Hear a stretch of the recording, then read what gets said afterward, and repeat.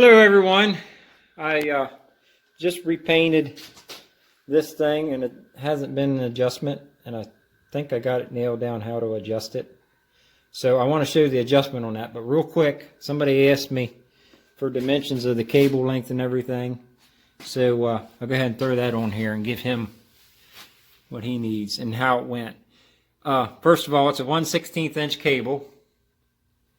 And it is 31 7/8 long from hole to hole. So there's a hole in your little connector. We'll go ahead and start at the bottom here. And that's just a wire connector. It's a 14 gauge wire connector, it looks like to me. It says 14 on it, and it's copper. So it must have just used wire connectors. There's not a whole lot of pressure on that. So the dimensions for this bottom piece, probably missing it, are as follows: 1.5 inch wide up top, 1/2 inch thick plate steel, center of big hole to small hole, that's where the pin is, that's 3.1875, and it's 3/4 from the bottom to your big hole, which is a odd hole. It's a 980 on mine. And this pin just simply needs to stick out about a little over 3/4. It's no big deal, and make it long enough to go in there and press fit. Or you could just screw a bolt in there and hook that to the bolt. It really doesn't matter.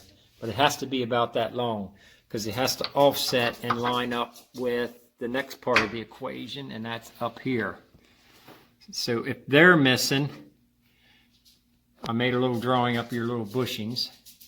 They should be 3/4 long with a 1/32 radius groove in it, an 1/8 inch from the edge, 1/2 inch diameter. You need 3 of them. They're all the same.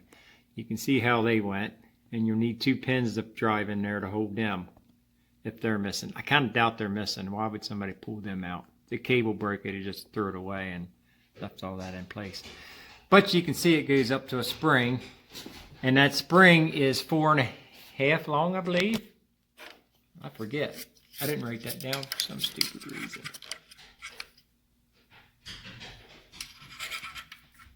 Yeah, 4.5 long. That's what it was. Just kind of guesstimating. 5/16 diameter. And I would say, I don't know, only a couple pounds pull. It's not, I mean, there's not much resistance. So that should be all the parts you need to make this. Let me end the video on this drawing so you can write it down if you need it. And this drawing, so you can write that down if you need it. And again, 31 7/8 is the length of that cable. All right, so we went through that real quick and threw them away. And when I just ripped that paper off, I just realized something. Yeah, I didn't show the length. 4.5. It's not that critical as long as you got enough room to get both of them holes in there. Let's see where to start. Well, we'll start our adjustments. Oh, these here up here. The first mistake I made when trying to adjust this is start messing with them. All they are is pointed set screws, one on the top, one on the bottom, and they're just an axle. This is a solid steel cylinder in there with center drilled holes on each end, and they go into that. So the first thing I did was loosen one, and then of course the thing fell over inside and it bird nested. So don't do that. You can, once you get it tuned in there, you can use that as a fine-tuning adjustment because it'll move the whole thing up a little bit or down a little bit. But if you loosen this a little bit, then you got to tighten the bottom one a little bit and keep doing that in steps, or else it'll fall out of there.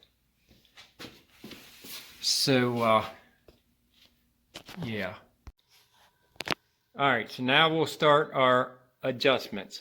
Well, I got to show you the inside of that, but you'll be able to see it while I'm making the adjustment for the person that needs to reroute this cable. The first thing you want to do before you even start messing with this is you got to make sure your belt tensions is right and all that. Some of the symptoms I found when I first got this, it was pulsating. You would crank the speed handle and it would speed up, slow down, speed up, slow down. You know what I mean? It'd be like whoa, whoa, whoa. But after a little bit, it would stop. 5 seconds or a minute. What that was is that screw there was too loose. I did not have enough tension on this belt. Then, when I put new belts on it, I left everything the same. I just put the new belts on it, and then I cranked that back down where it was. Then these pulleys was getting really hot. Well, it turns out I had too much tension on it, which makes sense because it was brand new belts, which they'd have been a little bit shorter and probably a little wider because the other ones was quite wore. So that's your two symptoms that you need to troubleshoot. Get that right. Once you get that right, then you got some set screws in here. Over here on the left side, you see that all thread sticking out between the belt? I'll get you closer so you can see it. I had to put that in there. The other one was missing. That is the hard stop for the slowest speed. So as this thing changes the way it works, this pulley moves up and down. Them tuning forks there, it all work pivots on that axle right there. So that's the hard stop to keep it from going below 40 RPM. So you need to set that, and you need to get it where it's 40 RPMs. And then you got a fast one over here. Well, 40 RPMs in low gear. It would be 265 or something in high gear. There's the one for high speed. So then you want to set it at your highest speed according to your gauge, which is, if you're in high gear, set it for 1600. If you're in low gear, 265. And then crank that out till it hits. And that'll be your hard stop for your high speed. Once you get that range set, now you're ready to start messing with this. So take your 3 bolts out of here and undo your set screw here.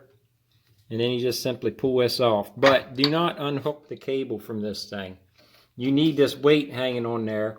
Because if you don't leave this weight on there, it'll bird nest inside of there. And I'll go ahead and pull this open so you guys can see, and then he can see how that cable's run, or whoever else in the future. All right, it comes in, right? It goes over that one and over the other one. And then that would be the closest cable toward us, which is on top. And then it wraps around, makes a complete full wrap. So you should see two windings on it there. And then it comes out on the underside, way back in the distance there. And that comes out and goes under that. And then that's what goes up to the spring. And you can actually see where mine's starting to fray. So I will have to do this again someday. But that's how that's wound. And what will happen if you don't leave that weight on there is that cable is springy. It'll bird nest. You might still have that trouble even if you leave this on there. If your cable happens to have been replaced and it's stiffer than mine. So you want to carefully let go of this and make sure you don't feel it bird nest. And if you do, take a pair of vice grips or something and clamp onto this. You should be able to clamp a pair of vice grips up in here and still put it on and off without it hitting, just for the extra weight. All right, so now we got all that done. We got our speeds right, our highest speed and our lowest speed. Now, before you adjust this, you want to make sure it is in the slowest speed. And the reason you do that is because as this thing goes into high speed, this pulley moves up, so this will move up. If you set this at the highest speed and you've got something out of whack, when you move to the lowest speed, it'll either break the cable or stretch that spring out. But that would be mainly if you got it wrapped wrong, got it wrapped too many times around that, or if you've run it wrong through there, because if it's the factory cable and everything's run right, it shouldn't do that. But still, I'd start out the slowest just to be safe. So undo your screws from there, 3 screws. Undo that set screw and take this off and just let it dangle. Now you come up, well, I got ahead of myself, I'm sorry. Put this back on. You got to see where you're at first. I'm in the slowest speed, and as you can see, nothing but red. I want that red clear down at the 40. Now we unhook this, let it dangle. Oh, got to stand up here. Now, you come around here, and you got to turn this without turning the cable. So you got to slip it on the cables. That's why we've unhooked it. And I'm not sure how much to turn it. I'll just turn it that much. See what happens. Just let that set against there roughly. And hook it back up. And you should start seeing some less red. Okay, it's completely going now. There it is. So I want to turn it some more. And shoot, I can't remember which way I went. Gotta see, okay, the red's back. Okay, I gotta turn it away from me, I think.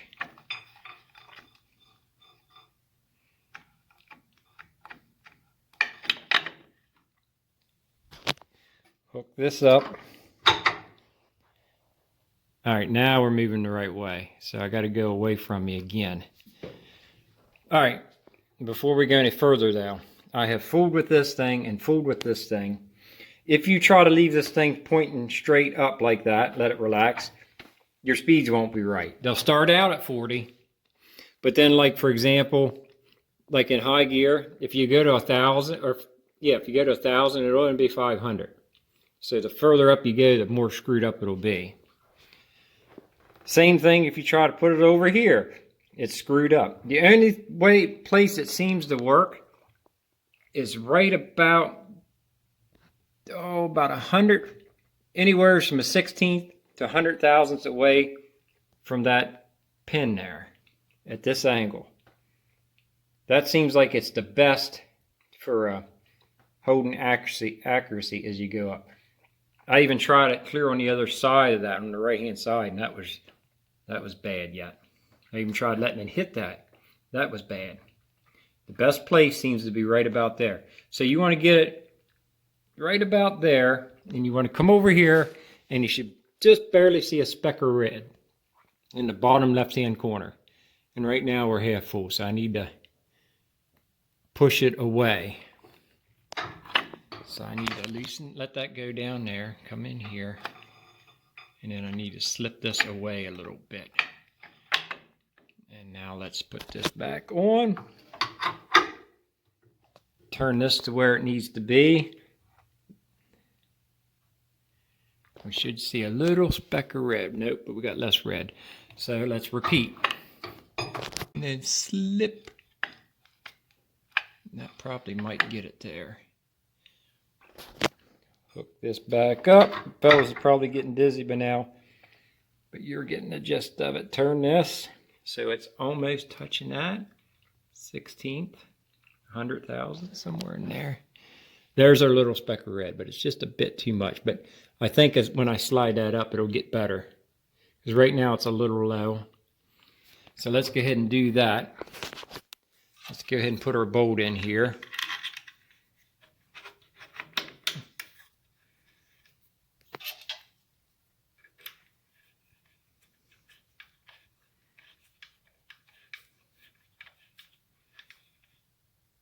That's good enough. Now let's jiggle this. Now let's hold it right where it should be.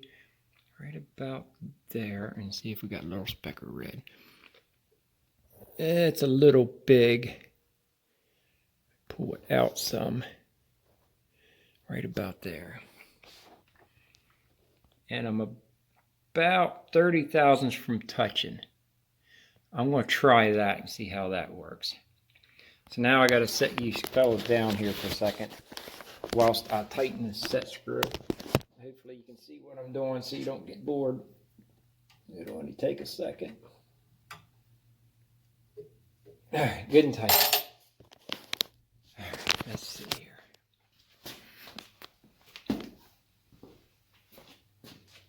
All right, little speck of red.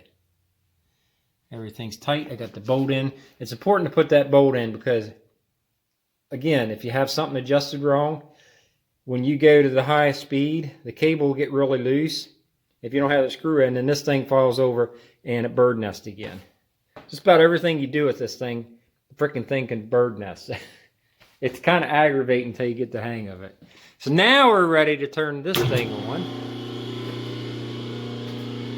And we'll start it. I want to start out in back gear. Alright. So we're at our slowest speed. Our slowest speed in back gear is 40.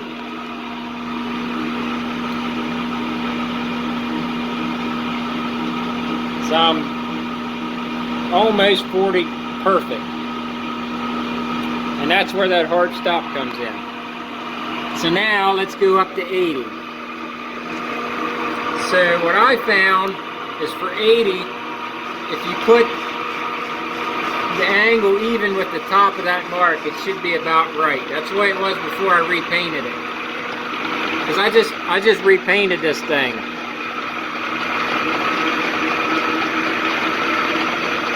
So right about there should be 80.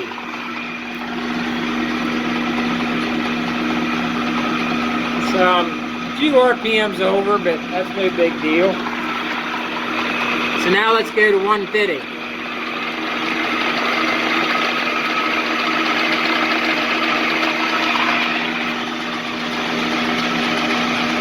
$153.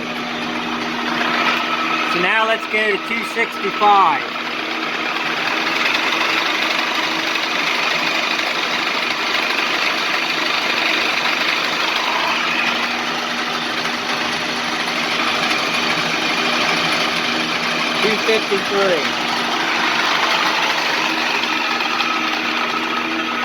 So you can see it's fairly accurate. If I wanted it really accurate, I guess I could get it to the speed I want and put a little dot on that with a magic marker or something. But as soon as something changes, the belts or something, then that's going to get screwed up. So, but basically this is just a kind of real quick visual gauge of where it's at. If you look over here and you see this clear, everything's red, and you just stuck a real heavy, really odd shaped part in there, you know, you might look over and see it's all red and say, oh, you know, so kick it neutral, turn it on, and then slow this down, and then you could put it back into gear, which I have to do with two hands. So sorry about all the wiggling. There we go. So now I got it in high gear. So let's take a look at high gear. Our slowest speed there should be 210. So let's try it about there. So we're a little bit over. Let's try 500.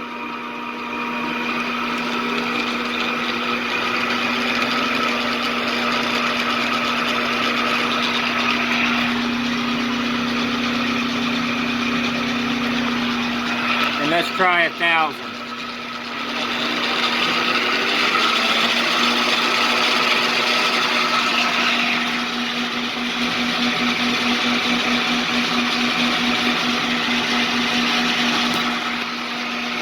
And I can't go to 1,600. I already made that mistake once.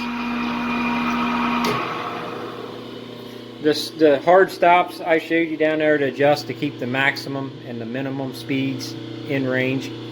The first time I messed with this, I don't know why I did it, but I cranked it clear up to the fastest speed. It wasn't fast enough. I left it there, turned it off, and then figured, oh, I need to turn this screw 2 or 3 times. So I turned that screw 2 or 3 times, and then cranked it out to it, and turned it on. And when I did, the sucker was up to 2,000 RPMs before I got it shut down. This thing here flew off, went flying, and that's when I learned you can't go that fast with that thing on there, unless you have somebody here holding on to it for you, which I can't with the camera. I can't even hardly do it without the camera. So anyways, as you can see, it's fairly good, but mainly it's just a visual to make sure it's not spinning too fast when you first turn it on. It's kind of a quick visual to see where it's at, because most lathes, you know, have gear shifts, so you can look and see where the gear is. You really can't see The only thing you can see is if it's in back gear or not. If it wasn't for this, I wouldn't really know if it's at 265 or 1,000, because you just can't tell by looking at that where it's at. So anyways, I hope this helps you fellas adjust your speed gauge there, maybe diagnose a few problems. Anyways, thanks for watching, and I hope this helps you.